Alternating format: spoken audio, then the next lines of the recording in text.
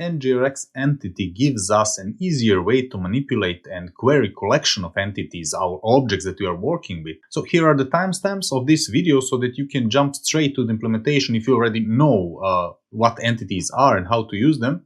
And in the previous videos, Adrian Pansky asked about the NgRx data and entity. There is a very good suggestion, so thank you for asking it. So here is a video about it. So if you have a list of some objects to present or to work with, like a list of products or people or whatever, the entity adapter here can help us work with this list. I think of it as an array on steroids, but a Redux or NgRx friendly array. So we get many methods from it, like add one, add many, update one. Let me open the website. So here are all the methods that are already coming with the NgRx entity. The link is in the description, by the way. And here we can see that we can manipulate collection by adding one, for example, or adding many, or removing one, removing many, removing all, updating one, upserting one or many, etc., etc. And all this in a NgRx or Redux friendly manner. And of course, you can do all of this alone on your own. But in production, we try to save time and money, the cost of development itself, by reusing existing functionality. And if you have 5 or 50 entity types you need to work with, you quickly save a lot of time by using the provided entity adapter because it's already written and tested. So let's use one sample application that I created in previous series to show how this can help us. So this application that I made already has one feature product. And that product has as a feature module, it has the store already installed and integrated.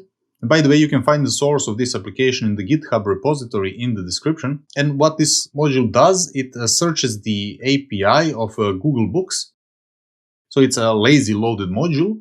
So here, for example, we can search for NgRx and the list of books from Google will come up here. And if I open the Redux helper tool, console tool, we can see that we have a store with a state that has a layout router and the products module with the list of products that we are seeing here on the left. And now, since we have this list of products, we obviously want to do something with them. Usually that would be add to a shopping cart, for example, or in this case, we are going to add it to a reading list, which is a simplified version of shopping cart, basically. So we have a bunch of information here inside our books. We have the volume info, sale info, etc., descriptions, and a lot of things there. And some of you have noticed that I just blindly pushed the entire response from the API into the NgRx store, which of course is not a good practice because there is just a lot of information floating around. And if we need to store this information into localhost or somewhere, it is just a lot of data unnecessarily being manipulated and stored in the memory. So this has to be fixed by on the runtime. So here in the product effects, where I'm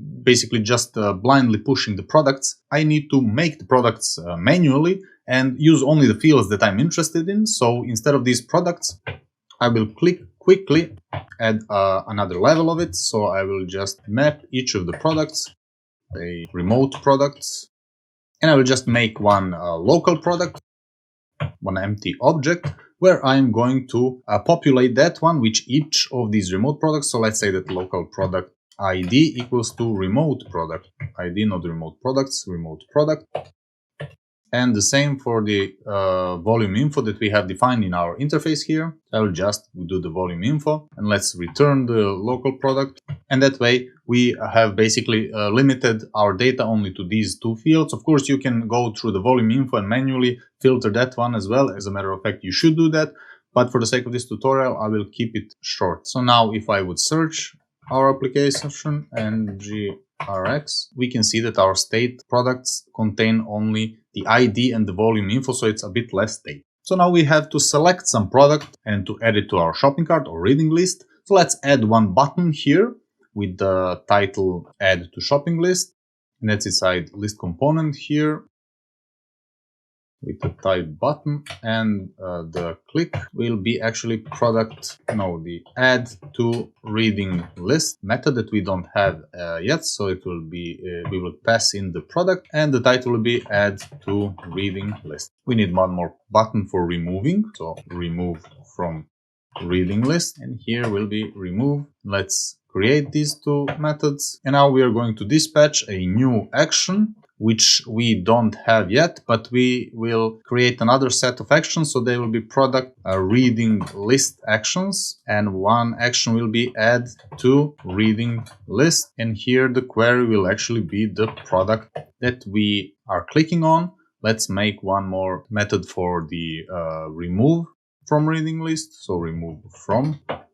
I will let IntelliJ create it for me, and that one will dispatch the similar action, except it will be called remove from reading list, and it will actually send the product ID because we don't need the entire product for it. Now let's make these actions. So here beside the product actions, we can actually copy the product actions to the product reading list action. Let's rename, so it's not a search, it will be add, no, let's copy, add to reading list.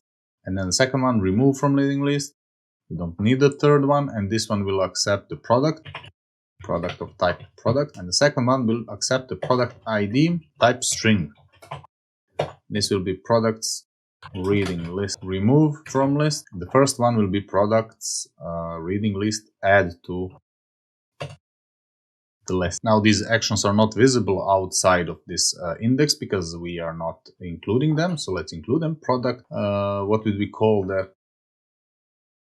Product reading list actions from product reading list actions. We close all other files. And if we go to our list component, everything should be fine, except we are not importing this one. Once we have that on place, everything looks fine. So the on click action now on our button is triggering the action, the product reading list add to the list action. However, the state is not changing, as we can see here. That is because our reducers have no idea that the action is being triggered. So let's fix that. Let's make our reducers aware of, I see this red, so product ID should be the product.id. So let's fix reducers so that they can update our store, and let's make a place for this product in our store.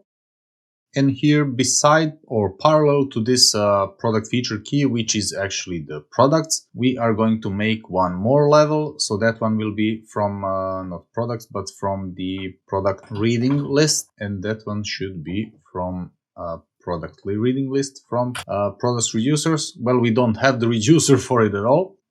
So before I make this one, I need to make the reducers for our new product reading list. So let's make a new file, products reading list reducer TypeScript. And we can as well actually copy a lot of things from the product reducer to the product reading list reducer. Just rename the products feature key, so that will be product reading list feature key, and it will be product reading list. See what else we need. So we don't we don't need a search value, we need list of product, but let's call it reading list product so that we know what kind of products they are, and they will be initialized as empty. This is not needed here. And here we are not going to listen to product section, we're going to listen to product reading list actions, the add to reading list, which will accept the product.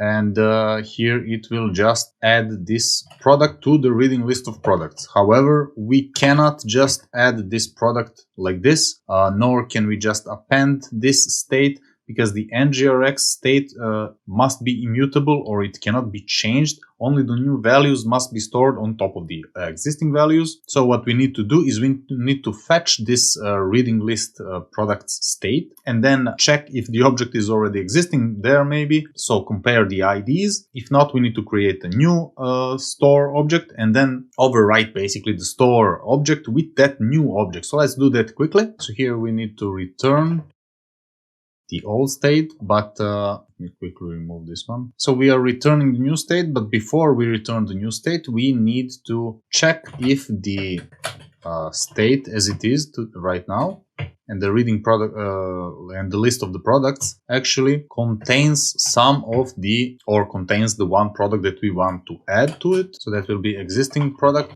So we need to check if that existing product ID matches the product ID that we are adding right now. So this one that's being passed. Actually, if there is no existing products like that, then we are going to add that one, but not to this state. We need to make one constant existing reading products. That will basically be the copy of this state or the value of this state. And then on that state, we need to push the new product. Then we are going to pass this existing reading state products to the field reading state reading list products. It gets a bit complicated. That's why the NgRx data will help us, and I will show you just in a minute. Sorry, NgRx entity. This will not take long. And on the removing this removing products from reading list, which will actually accept the product ID, we need to do the similar thing. We need to check if the products already exists in the state. So let me just return this state. But before we return it, we need to check if there is existing product, or rather we need to get all the other products except the existing one. So we will just go with the existing products, and that is the state reading list products filter, which will accept the product of type product, right? And that is only in the case where product.id does not matches the product ID. Parentheses here too much. And then we are going to return these existing products as the reading list products. So basically a filtered version which does not include our product that we want to remove. We can either use the splice or filter or some other method. I'm not even sure that the filter is not immutable method and that the state will not change to this one. Now this is not that bad or difficult when we are just adding or removing one product to our state, but when we need to update one or many, or to set parameters, or to change some parameters, or to change some flag that describes this product in the shopping cart, like the amount or discount or something, whatever, there is a lot of manual handling of data, and each time we need to be very careful not to change the state, as it should be immutable, meaning only new values should be added to the store, overwritten to the store state. And we also need to be very careful not to extend these product objects here. So it can only be basically an interface. We cannot make a new method like it or a class from it and then have some additional functionality, because as discussed in the first video in this series, we want to store these items or store the state inside our local host, inside our local storage, And when we do that, we are basically serializing this JSON, this array with data, and then storing it in local storage, and the methods cannot be serialized, so it has to be pure data, and we basically cannot do anything with these products rather than having these properties here. So basically they're useless there. And we have a lot of manual code to write, which basically allows for potentially a lot of errors and headaches. Thus, the entity adapter from NgRx that we looked from before, which comes with all these mentions functions that we discussed right out of the box, so we don't have to write anything. All these methods like add one, many, remove many, update, etc., are ready to be used. And to use them, we can look at this documentation here. However, I always like to look at the demo app, which is a bit more realistic than the documentation, in my opinion at least, and in my experience. So here is a source code. And if we go to the projects, example app, and source app, books, and the reducers, we can see that books reducer actually uses the NgRx entity with its entity adapter and state and everything. And we can now compare what we had to do manually with this functionality that comes from NgRx. So here we can see that in order to add one book, they are actually calling this adapter, and they are just calling the method add one with the book and to the state that they want. And that's basically all there is to it. We just call this adapter and add one. We see that they also have the adapter with the add many, where they can just pass a lot of books. So that way we don't have to think about it. The entity adapter will take care of it. And one good thing when using this entity adapter is that besides that we are forced to keep our models clean, meaning that they are plain objects as we discussed that, they will not mutate themselves somewhere along the line and thus be desynchronized from the state or lose the single source of truth. They can be stored in local storage as I explained before, but we are also keeping our store clean with only the data it should contain and not some functionality. If you remember from the original video, the store is like an in-memory database, so it only contains data, not functionality, no methods, no additional functionality. So the NgRx entity is also an integral part of NgRx itself. So it's very well supported in the entire Redux or NgRx workflow here. And besides only storing the data inside the entity state,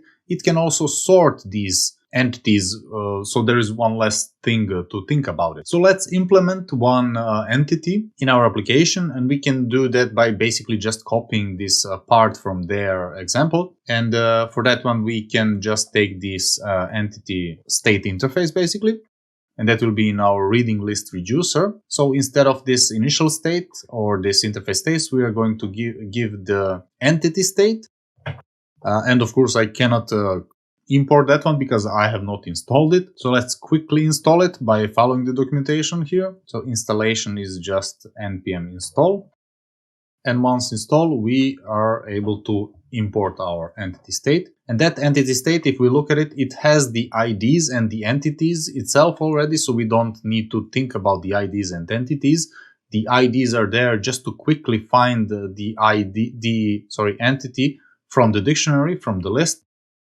So we can extend it, but we don't need this selected book ID. We can put additional properties here if needed. And instead of this book, we are going to use the product. And the initial state, as in their documentation, is basically empty, but I see that we need the entity adapter to work with it. So we can just copy these two portions here. And here we need in this entity adapter, after we import it, we need to define which entity type are we going to use. Then we are going to create one based on that entity type again. And here we actually need to provide it with the ID field for our entities. So it needs a unique identifier. The select ID or the property needs one ID field. In this case, it's ID, and the sort comparer, we're just going to put the false because we don't care about sorting for now. And the initial state does not need this selected book because we don't have that one. And now we are back to our add to reading list, where instead of doing all of this, we are just going to use what they are using, and that is adapter add one book or product to the state.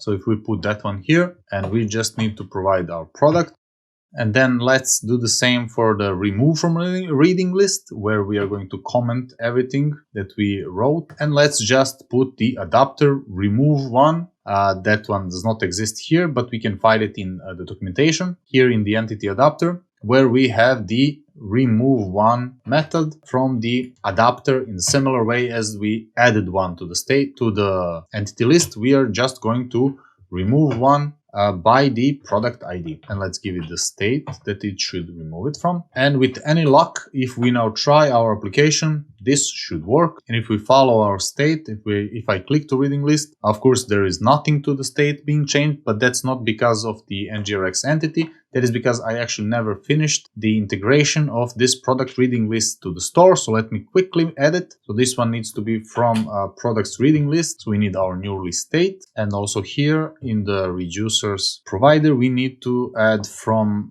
product reading list, products feature key. Actually, this should not be products feature key. This should be product list feature key, product list feature key, so that we know what are we referring to a bit easier. And that needs to be from product reading list, the reducer here, not the method, but only the reducer. And yes, this products typo here, this is a products reading list reducer, and this one is red because I have oh yeah, I'm not reusing this reading. Okay, I changed it from products, so this one actually needs to be product feature key, and here I need to use the products reading list feature key, and that's not reading T, but it's reading G. And the same here. Let's see what our app complains about now, and we can see the changes. The state is changing. If I would now go into a products module, we have the products list empty. If I add to products list, we can see that there are some IDs appearing here, and if I try to add the first one multiple times, nothing is being changed inside the store, but I can remove it, and I can remove the other ones just as easily. And our store is updating and our state is changing. So everything is basically behaving as expected. The products are added to the store, and then the products are removed from the store without us having to think about what is in the store. Should we double check about it, if we need to remove it manually, about the mutability of the store, etc. And now we can subscribe to this selector, to this portion of the store, and make a selector for it somewhere else inside our application, and then we can list these products that are here inside our reading list or inside our shopping cart and continue with our application, but that is for another tutorial. And in the next video in NgRx series, I will talk and show how to use the NgRx data and how it works and how it can simplify our code even more. So make sure to subscribe to the channel to be notified when that video comes out, and I will see you then. Bye!